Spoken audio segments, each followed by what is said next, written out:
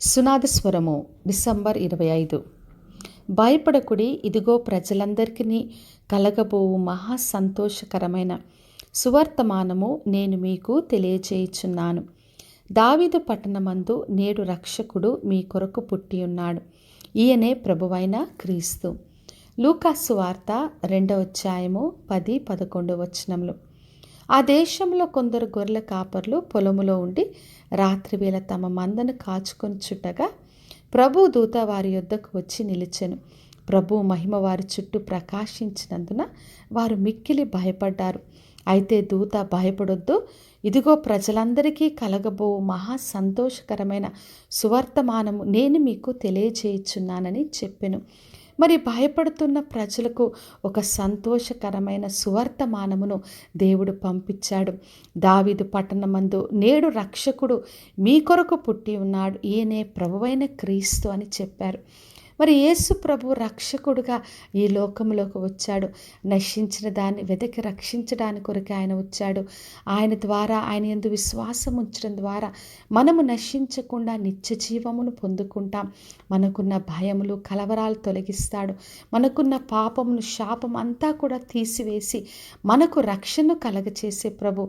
అందుకే ఎటువంటి భయములైనా, ఏ పరిస్థితులైనా మనం ఆయనను ఆశ్రయించడం ద్వారా విడుదలను పొందుకుంటాం. యెషయా గ్రంథము 9వ అధ్యాయము 6వ వచనం రాయబడి ఉంది. ఏలైనగా మనకు శిశువు పుట్టెను, మనకు కుమారుడు అనుగ్రహింపబడెను, ఆయన భుజముల మీద రాజ్యభారం ఉంది. ఆశ్చర్యకరుడు, ఆలోచనకర్త, బలవంతుడైన దేవుడు, నిత్యుడగు తండ్రి, సమాధానకర్త, అధిపతి అని అతనికి పేరు పెట్టబడినని రాయబడింది. మరి ఆయన ఆశ్చర్యకరుడుగా, ఆలోచనకర్తగా ఉన్నాడు, సమాధానకర్తగా వచ్చాడు. అందుకే ఆయన రావడం ద్వారా సర్వోన్నతమైన స్థలములో దేవునికి మహిమ కలుగుతుంది. ఆయనకి ఇష్టమైన మనుషులకు భూమి మీద సమాధానం కలగచేస్తాడు. కాబట్టి నా ప్రియ సహోదరి, సహోదరా, ఎటువంటి భయములైనా, ఎటువంటి కలవరాలైనా, ఎటువంటి పాపపు స్థితి అయినా యేసు ప్రభువును ఆశ్రయిద్దాం.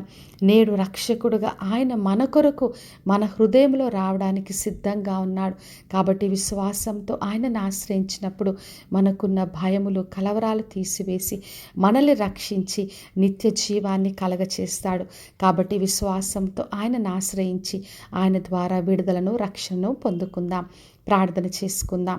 పరలోకమందున్న మా తండ్రి, మా దేవ, ఈరోజు ఇచ్చిన వాగ్దానం కొరకే వందనాలు. ప్రతి ఒక్కరిని దీవించి ఆశీర్వదించండి తండ్రి.